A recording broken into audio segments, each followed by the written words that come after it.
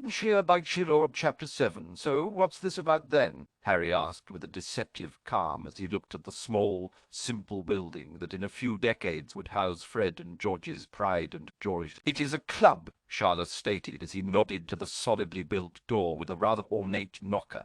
Of a most particular variety. I can and will hex you, Harry stated simply, as he gave Charles a look that promised that obfuscation would be met with pain. No one appreciates the art of conversation any more, Charles noted almost mournfully and shook his head. It's a club for the surviving veterans of Grindelwald's War. Most everyone else calls it World War II, Harry noted with a slow shake of his head, though his tone had shifted more towards the curious now. Yes, well, to us, it was always about the magical side, not the rest of it. We had muggle chaps for that bit. Of course, Harry stated sarcastically, as he affixed Charles with a mildly scathing look. Because the two wars had nothing to do with each other, and were totally and completely separate. Charles winced slightly at the statement, before shrugging his shoulders. It is what it is. It's hard to equate the wars being the same, when they weren't joined the same. We didn't serve with the muggles. We didn't fight with them.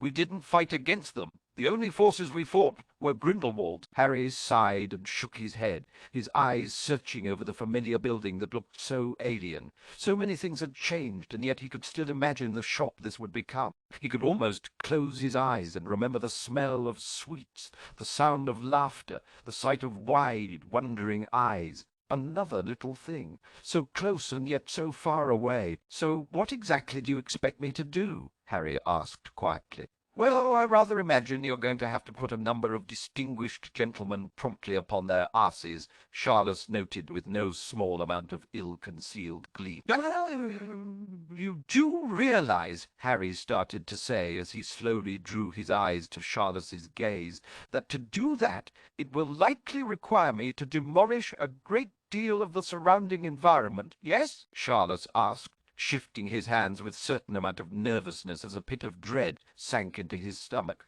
I could, potentially, leave the building standing. That would be preferable. Yes, Charles allowed, nodding his head again. Even more preferable would be to keep the damage to a minimum. Charles! I'm a young man full of vim and vigor, Harry responded with a predatory smile that flashed coldly into his eyes. Don't you know, we aren't known for our self-control. I have a sinking suspicion, one of auspicious dread, that within your mind looks a certain malice that might by chance be directed upon my person, Charles observed with a sudden nervous energy to his stance. You wouldn't feel that way towards family now, would you, Harry? Remind me to tell you about my aunt and uncle on my mother's side, the ones tasked with my care and upbringing after my parents' rather grisly murder. Harry never let the smile slip from his lips. They too were family. Right then! Charles coughed and then glanced at the door with a kind of nervousness. Perhaps. Well, no. I can't ask you to leave the talking to me. One, because then they wouldn't respect you, and two, I bloody well doubt you'd let me. Now, Charles, I do believe you're starting to learn, Harry noted dryly as he shook his head, and all without me resorting to doing something horribly violent. I wonder if this is what it's like to have to deal with a Potter for someone else, Charles muttered loud enough for Harry to hear him before shaking his head and sighing softly. I suppose this could be magic's revenge upon me? Have you done something in particular that magic would want vengeance upon you for? Harry asked with a blink as he looked more fully at Charles as he arched a brow. Well, obviously I've done something. After all, here I am, and you stand there, eagerly and happily tormenting me, Charles declared with a long, weary sigh before straightening his back. I would prefer that the building remains standing and stable, though. It is a nice place, and one of the few where we don't have to worry about those damnable blood supremacists, at least until they decide to target it. Harry agreed with a faint nod of his head, as he imagined now how such a building had lain dormant for the twins to make the purchase. Must you be so bloody cynical? Charles asked, before shaking his head and walking up to the door and pointedly tapping on the knocker with his wand. For a moment there was no response before slowly somewhat ornamental wooden door with brass fixtures folded in on itself, revealing a second door, this time of gleaming bronze, wrought with glowing arcane runes, and set with a particularly malevolent-looking red orb resembling an eye. Charles merely looked back at the orb,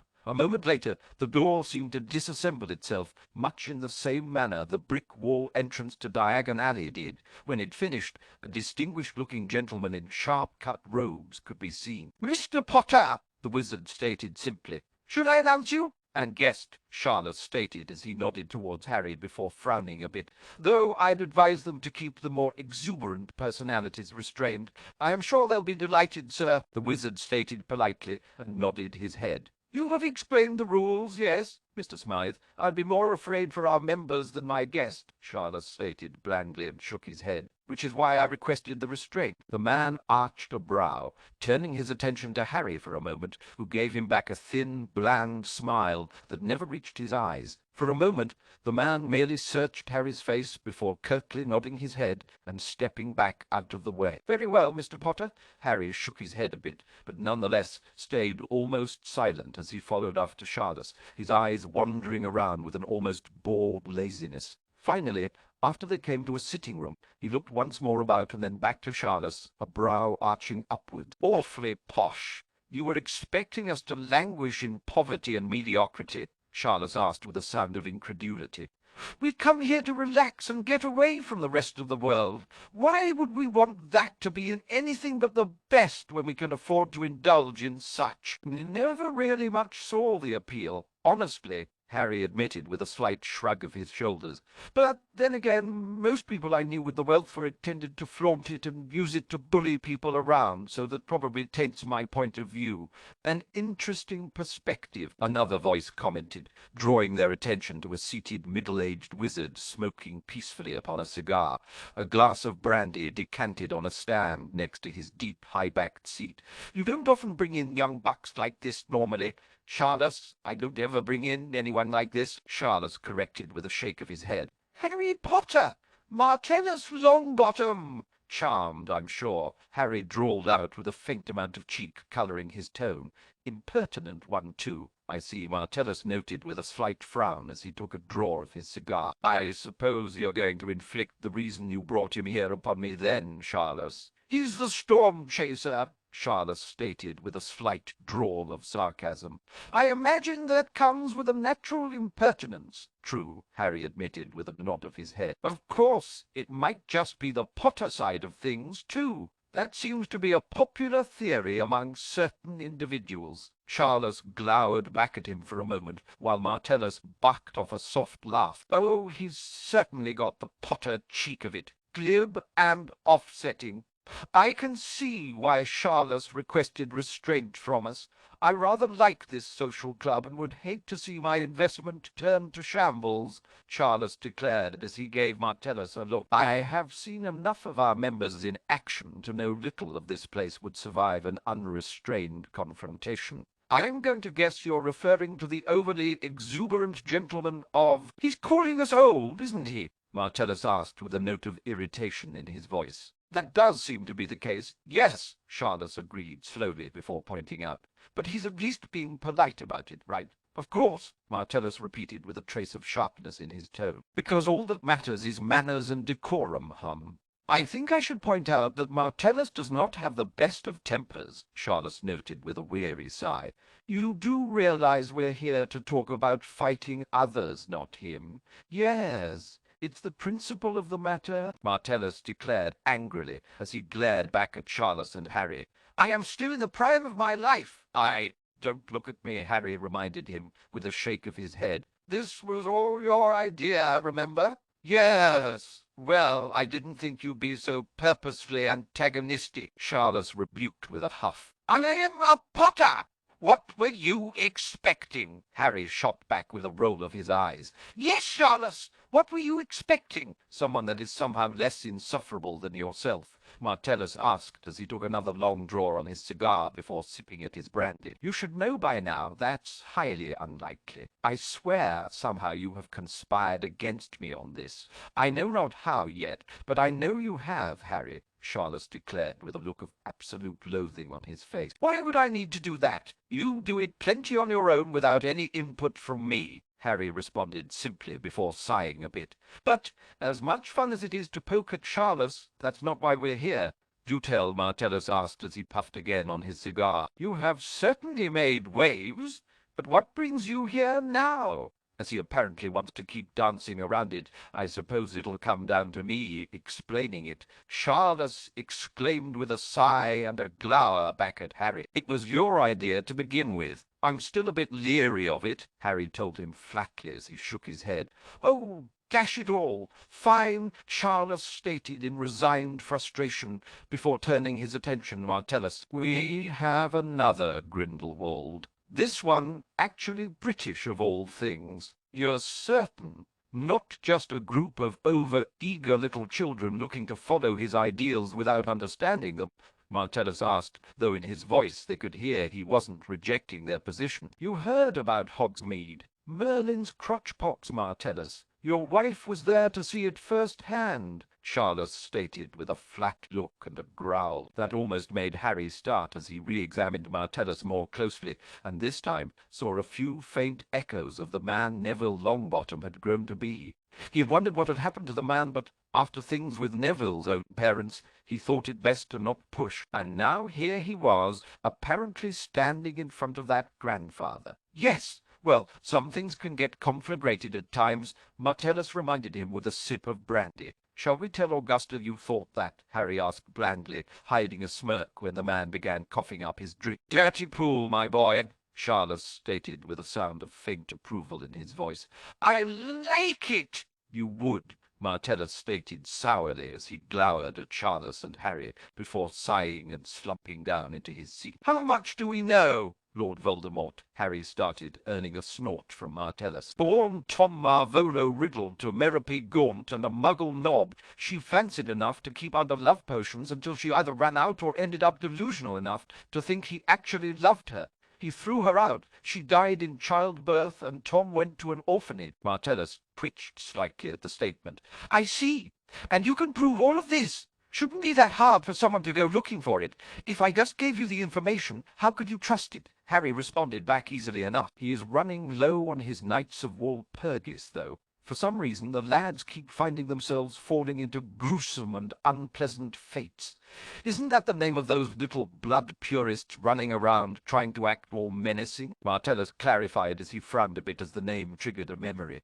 One's calling for the purge of muggle-born and half-bloods. Ah, you noticed the hypocrisy right off the top. Good for you, Harry noted dryly as he seemed bemused. They're too busy being caught up with the novelty of someone of Riddle's power preaching their ideology, and you're now looking for someone to help you fight him. Martellus stated flatly as he frowned back at him. Well, the way I was looking at it, Charles, in his infinite wisdom, has managed to convince me to take the role of the Defense Against the Dark Arts professor at the esteemed Hogwarts School of Witchcraft and Wizardry, Harry stated with a drawl of his voice, wherein I can do my best to at least help the children learn to keep themselves alive. He paused before he looked meaningfully at the man. And with my attention so focused, I will be unable to work to track down and remonstrate with these misguided knights. While they're not exactly something wholly dangerous at the moment, if they begin to apply themselves to subtler tactics, then they can whittle away at those who would come together to rebuke them. You think they're going to start targeting those of us who would fight back? Martellus stated with a slow, hard frown and a look of bubbling determination that Harry had seen more than once upon his grandchild's countenance. For everything that he is, Riddle is not stupid, Harry stated bluntly. I forced him to reveal himself earlier than he wanted because his idiots kept running across me and dying messily. He needed to put me down in front of everyone to make up for it. Instead, he was saved by Dumbledore. Must you give me a headache? Martellus asked with a sigh as he drank deeper from his brandy. I suppose you have some insights into how this Lord Voldemort's mind works, then? As I had the unfortunate experience of being in it. Yes, Harry agreed with a nod of his head and a sour twist of his lips. He will not let it go, and since he now knows that fighting me is not a sure victory like he thought it would be, he will try to stack the game in his favor, which means attacking others who might support me or oppose him. Dash it all! I was hoping that all of this was just another bit of foolishness, Martellus stated before gesturing with his wand and refilling his glass. I suppose that we would fall into the category of those who would oppose him, Harry snorted softly. I know if he had his way, no one would even know about anyone opposing Dark Lords that are not a name too grand for him to destroy. Someone like Dumbledore. In that particular case, he just has to find a way to be written as the one to overcome him. Delightful, he stated with a sigh before shaking his head. I suppose, then, we'll have to get the lads together and have them see what you can do. Merlin knows we won't follow Dumbledore again after the way things went to bollocks with Grindelwald. Harry blinked slightly at that, but decided to say nothing, merely keeping his lips pressed together and his eyes slightly narrowed.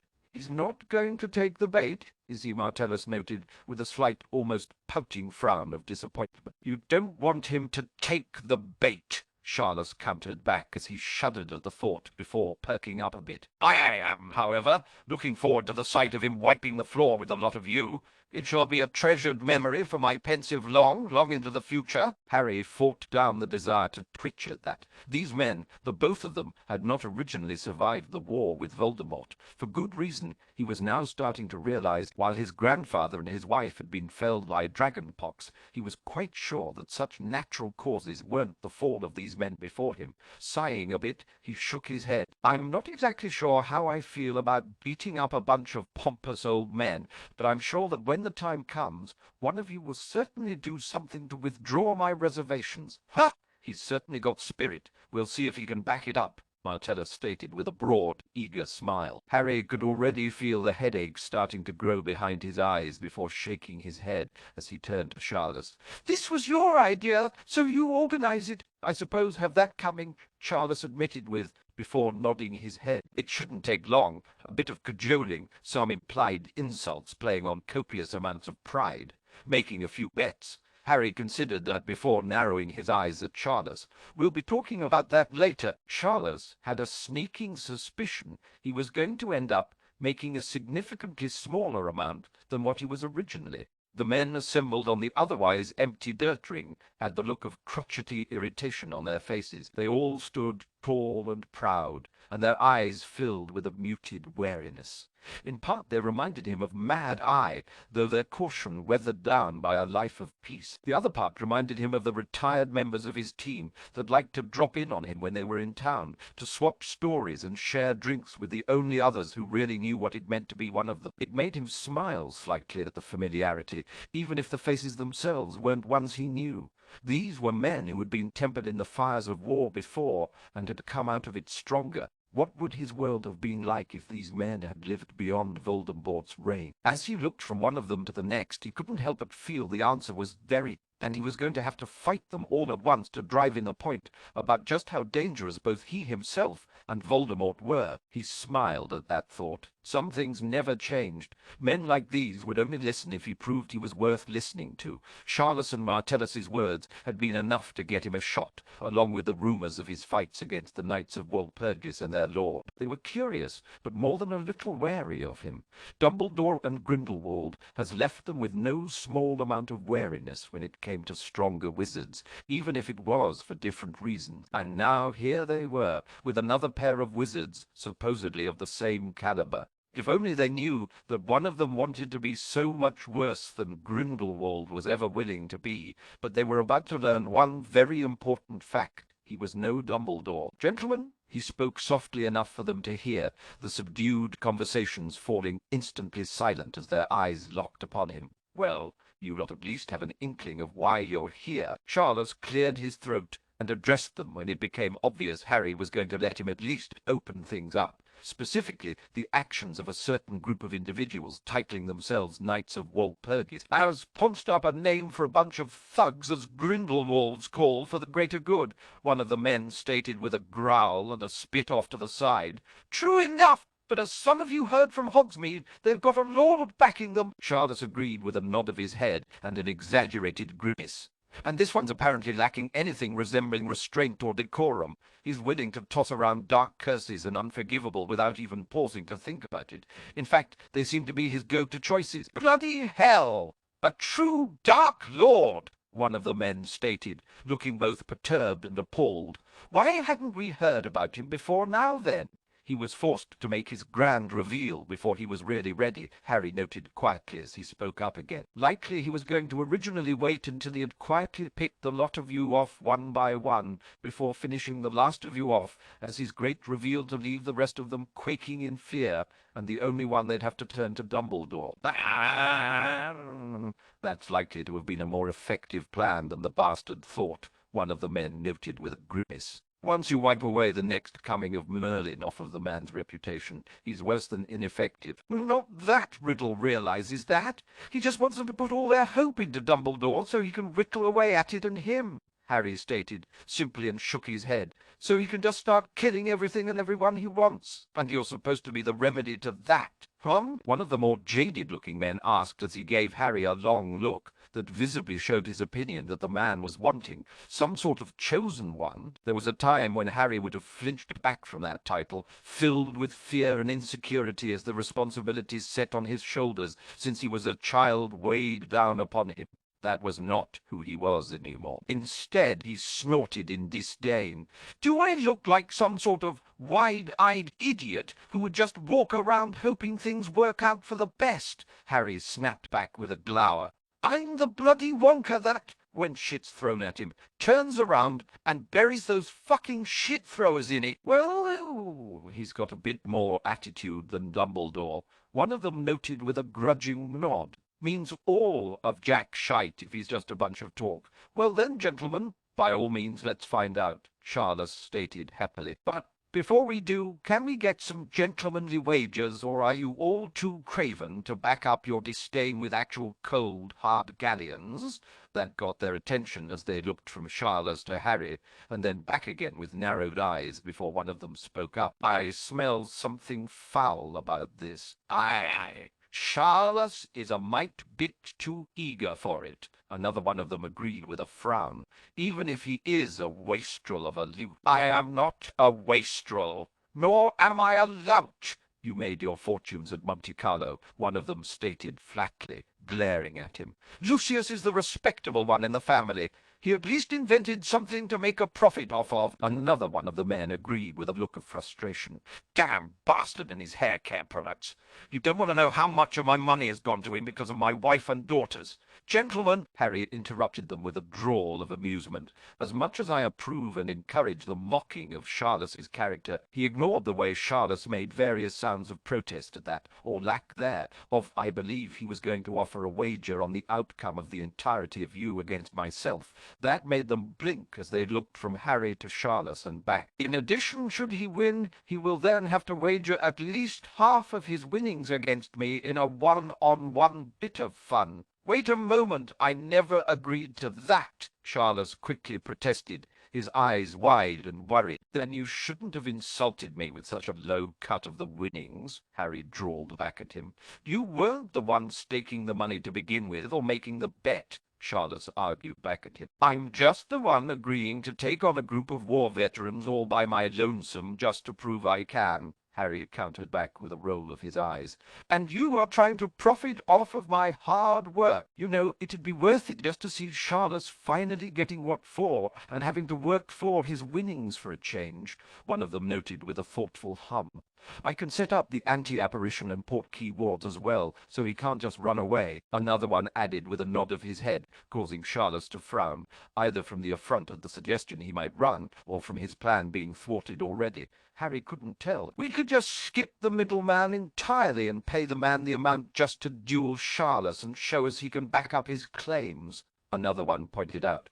Oh, I rather like that one. You're all trying to take the fun and profit out of this for me, Charles accused with a hearty glare at them. You expected differently. Charles opened his mouth, but then shut it again and glowered back at them. I wasn't expecting this mutiny and insubordination. You're supposed to at least humour the officer and wait until his back's turned and he can't hear you before you start mocking and disparaging him. That's only when you're still enlisted and the officer can do something like put you on latrine duty, one of them reminded him. Now you're just like the rest of us, and you weasel enough money out of us as it is. How they weigh upon me, with churls and uncultured barbarians, uncouth and ill-mannered. How, I wonder, did I manage to keep you rot alive again without burying each and every one of you in one of the Grindy latrines? Your sergeant was a saint and kept you from getting the lot of us killed and kept the lot of us from doing you in. Another voice chimed in with a laugh. No, my sergeant was a goddess, which is why I married her as soon as we were discharged and left the rest of you jealous ever since, Charlotte declared with a sniff and a huff. And this is how you know the lieutenant wants the argument over with, one of the men noted.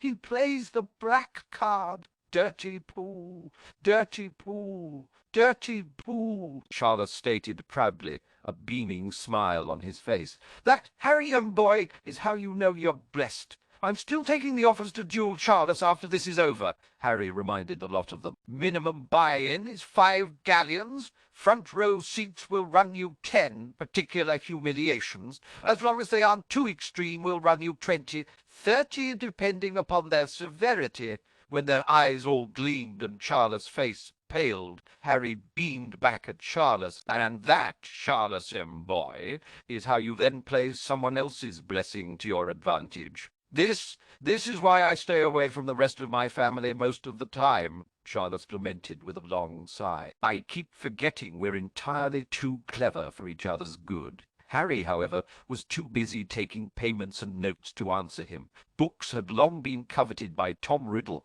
In them one could find information, knowledge, and ideas, all different words for the same underlying thing, power. Everything was power, if one could find the right way to use it. But now he was finding himself dealing with something his books were little help with. What the Storm Chaser had done should have been impossible. It defied what he knew about magic, and left him with a feeling of inadequacy he didn't particularly care for. The idea that someone so unknown, someone without any apparent past, any history, had managed to discover it. Animation should have broken, shattered against his spells. The idea of fiend fire being captured, contained, turned back upon its master.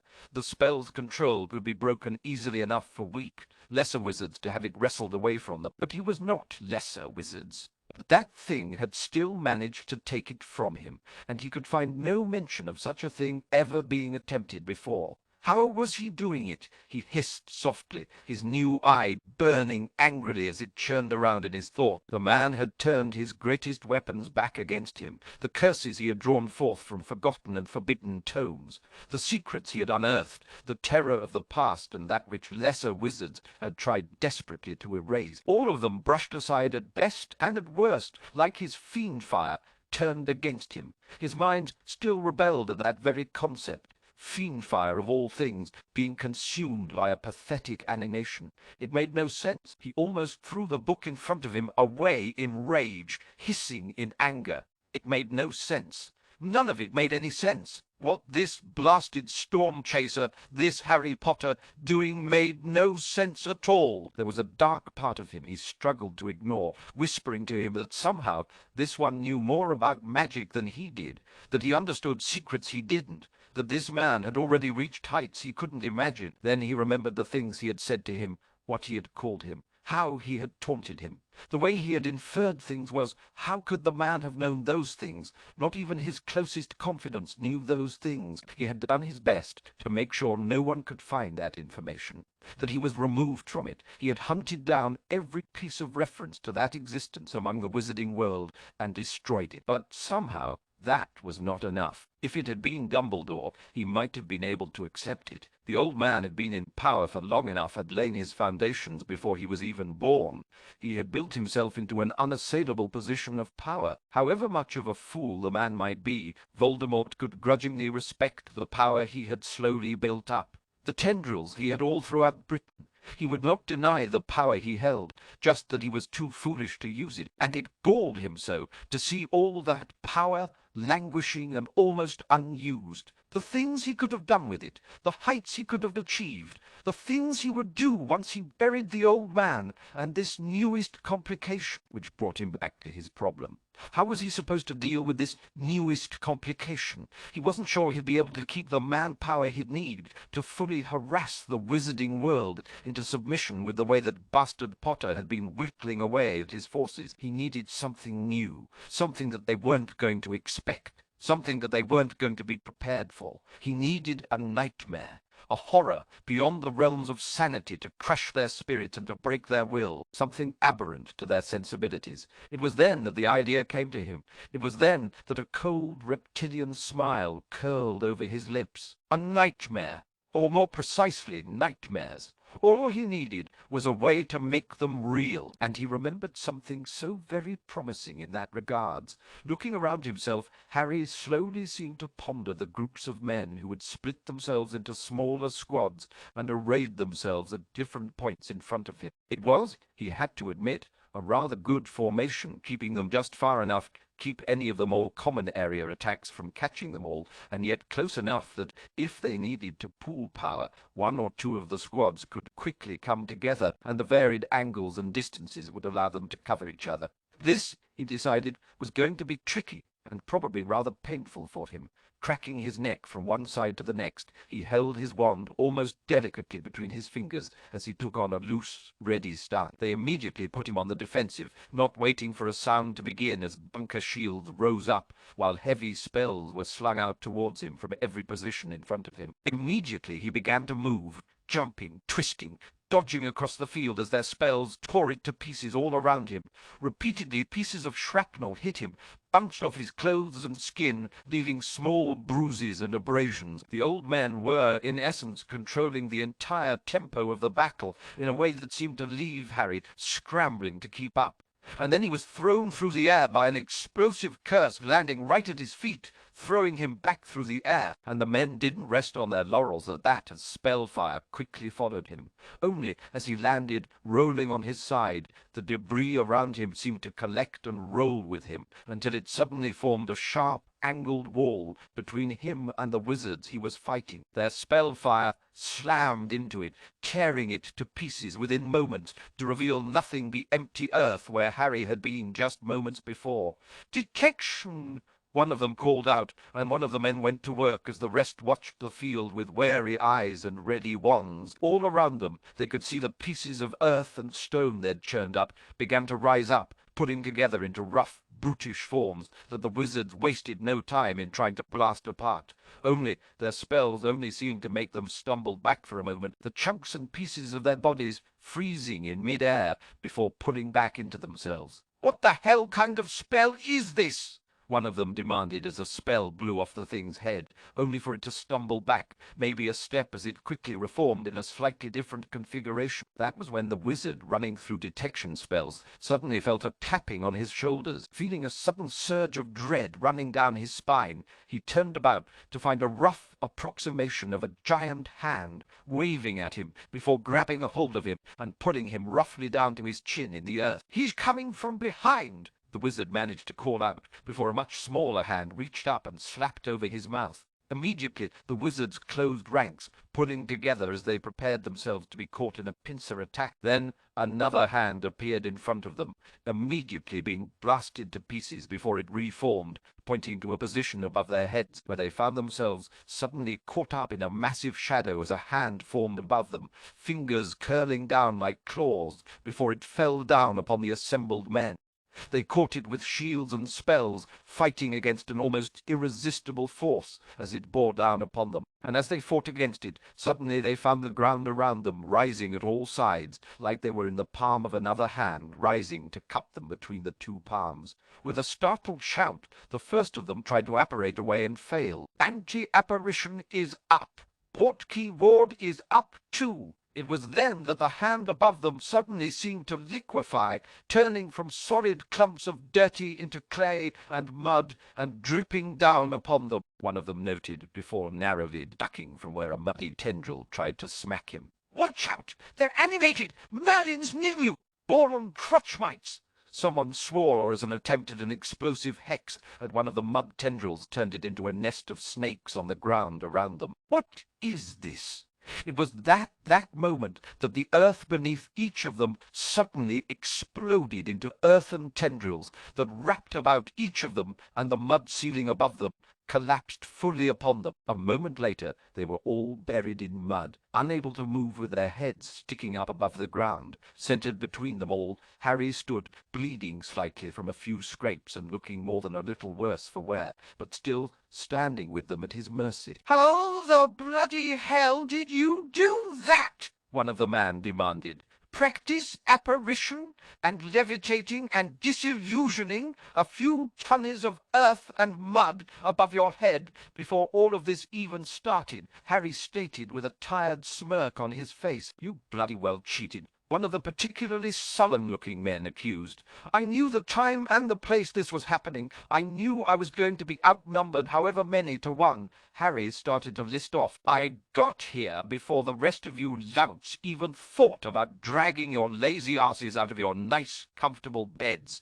You bloody well bet your old, saggy bollocks I prepared the battlefield to my advantage. It's you lot's fault for letting me." "Now do you old mouthy bastard see what I was talking about?" Charles asked smugly as he leaned back in his seat where he'd been watching the entire time. "Besides, I had to keep you lot alive and relatively unharmed," Harry continued, as if Charles hadn't spoken, lightly scratching the slight stubble on his chin. "Can't really do that much with a lot like you without a good bit of preparation. Would have been easier to just grind you to bloody pulp when the whole thing started." "And how exactly do you think you'll do that?" one of them demanded, only to blink as suddenly a stone worm erupted from the earth he was still buried in, with a mouthful of shattered, jagged rocks opened directly about his head. Oh! It was then that the mud and dirt receded enough for them to climb their way back to their feet, swapping cleaning spells one to the other as they made themselves presentable. Once they finished, Harry suddenly grinned at them predatorily. "Now that we've finished with that, I do believe now it's Charlotte's turn, isn't it?" It was at that time that Charles realized that the wards against apparition and portkeys had never been removed,